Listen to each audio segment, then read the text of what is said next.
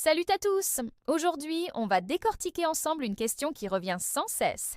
Est-ce qu'il faut absolument s'éloigner des grandes villes japonaises pour goûter à la vraie cuisine traditionnelle? Vous connaissez sûrement des images emblématiques, les néons de Shibuya, les temples millénaires de Kyoto, les ruelles animées d'Osaka, mais aussi des paysages bucoliques, des petits villages nichés dans les montagnes, des marchés locaux où le temps semble s'être arrêté. Alors, où se cache vraiment l'authenticité culinaire japonaise? Commençons par tordre le cou à une idée reçue. Non, les grandes villes ne sont pas des déserts gastronomiques. Au contraire, Tokyo compte plus d'étoiles Michelin que Paris, et il ne s'agit pas d'un hasard. Dans beaucoup de métropoles, vous trouverez des artisans qui perpétuent des traditions centenaires. Prenez Tsukiji, même après son déménagement. Les meilleurs sushiyas s'y trouvent encore, avec des chefs qui pratiquent leur art depuis des décennies. La raison pour laquelle les grandes villes sont particulièrement intéressantes, c'est surtout leur accès privilégié aux ingrédients.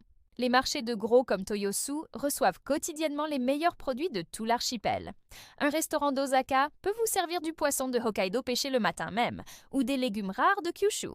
Mais parlons maintenant de la campagne japonaise, où effectivement on trouve des trésors gastronomiques uniques. Dans les régions, chaque village a sa spécialité. Un type de miso particulier, une façon unique de fermenter le poisson, des recettes transmises de génération en génération. C'est là que vous découvrirez des saveurs qu'aucun guide touristique ne mentionne. Alors, comment profiter du meilleur des deux mondes? La solution est peut-être de combiner les deux approches. Basez-vous dans une grande ville, mais n'hésitez pas à faire des excursions d'une journée dans les environs. Par exemple, depuis Tokyo, vous pouvez facilement visiter la région viticole de Yamanashi ou depuis Osaka, explorer les fermes de Teduji. Attention toutefois aux pièges. Même en ville, certains restaurants traditionnels sont en réalité des attrapes touristes.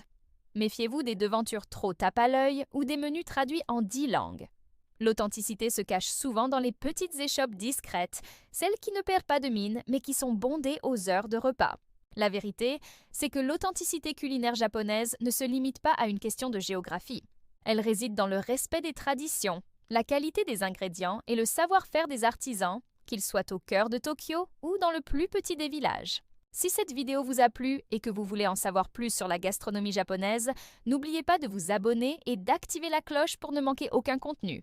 Dans les commentaires, dites-moi quelle est votre expérience préférée de la cuisine japonaise, en ville ou à la campagne. À très bientôt pour de nouvelles aventures culinaires au Japon.